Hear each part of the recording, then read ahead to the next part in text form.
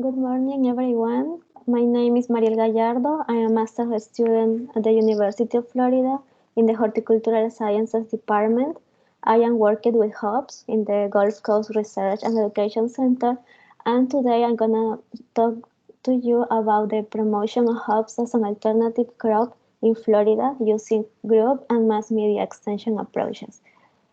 So first, um, what are hops? Hops are Humulus lupulus. They are an essential ingredient for producing beer because they add bitterness and flavor to beer. If you see in the picture, the the yellow balls are the lupulins and they contain the acids that will add the flavor and bitterness to beer.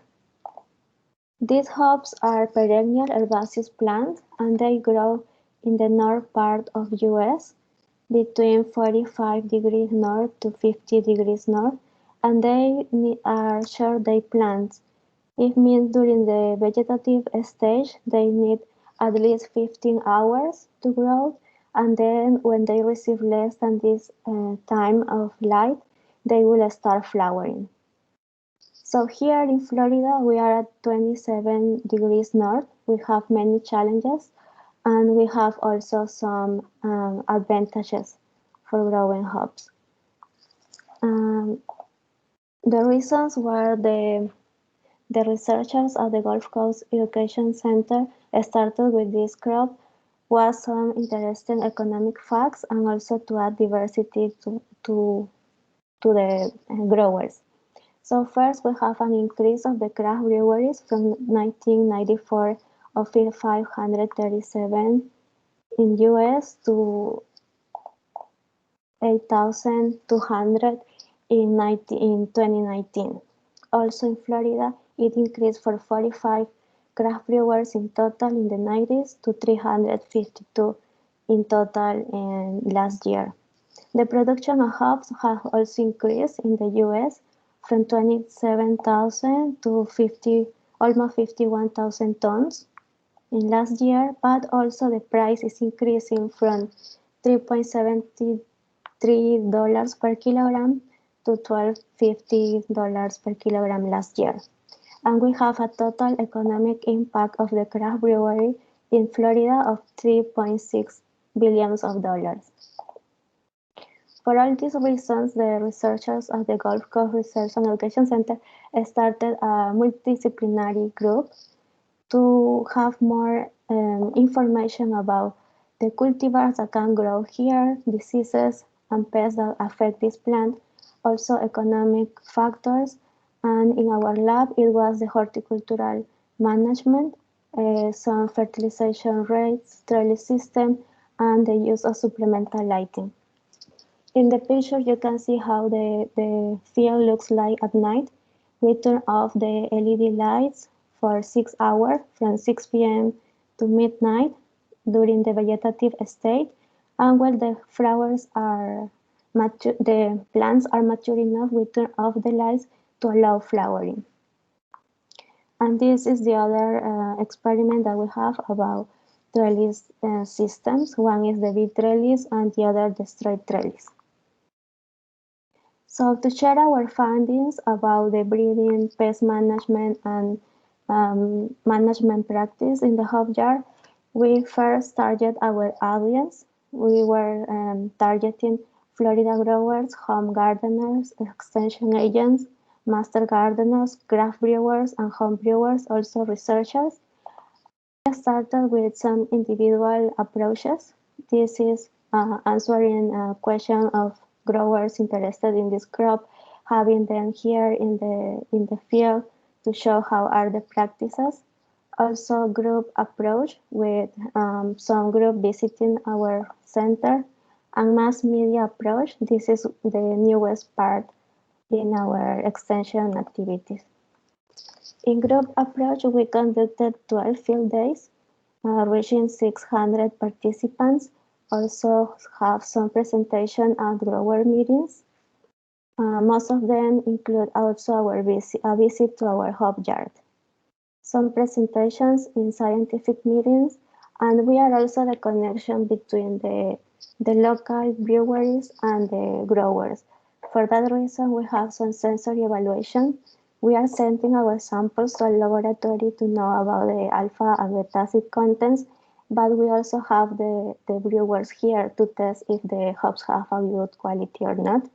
We also gave away the harvest to some local breweries, and they prepare beers and have some testing events, and the product was well received. So in the last field day, we conducted a survey. I was filled for 39 of the 150 participants, and here we have an idea of the audience that was there.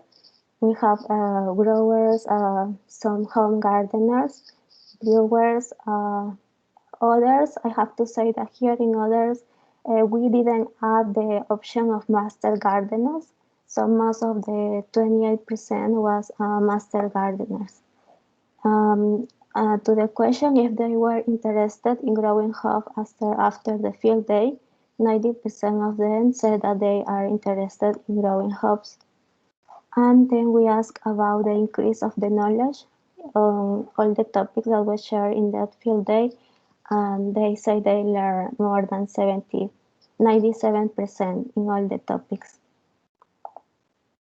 In the mass media approach, we are working in some IDES articles about the field hop jar establishment, the use of supplemental lighting, and the preparation for planting material.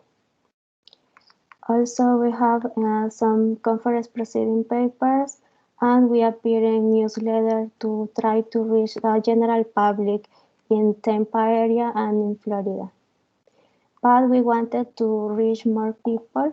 For that reason, in April 2019, the lab opened the Facebook web page, and in the moment we have 316 followers, 189 posts, and we have reached about 38,000 people. This is how the population that we are reaching is distributed. We have most of the people in the US, and of the 179, 56% is located in Florida. And this was something surprising. 56 people is located in Brazil, where there actually are some farms growing hops, and also in Australia. So we can reach more people than the ones in Florida with this mass media mechanism or channel. Also, the distribution of the people was 69% men and 30% women, and we have that about 72% of the total of the population is located in the 25 years old and 45 years old. This has some information important to focus and know how is the most effective way to communicate with these people in these ages. And another, with the objective to share this knowledge, we also open a YouTube channel. This is from the lab, but we have some playlists about hop harvest, about the hop jar management, and virtual tour.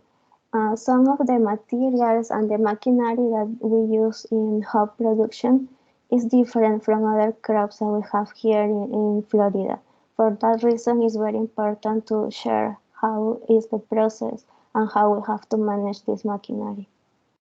In the future, we are planning to do a field day that is going to be virtual because of the current situation, and we have some projects for new videos, interview with experts, share our findings of the fertilizer trials, and also the trellis design.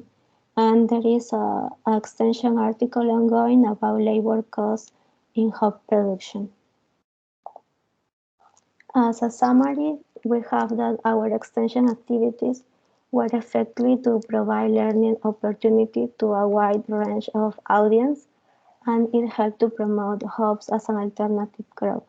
97% of the participants increased their knowledge in hops, 91% said that they are interested in growing hops, and 55% of them are interested and planning to grow them. We have that the Facebook channel is a good way to share our findings. We can reach directly 316 people and up to 38,000 of people indirectly. And actually, there are more than 30 acres in Florida growing hops. All of this was possible with the help of the Horticultural Lab members, our sponsors, and also the collaborators of the Gulf Coast Research and Education Center working in this group. Thank you. If you have any question, please, I will be happy to answer.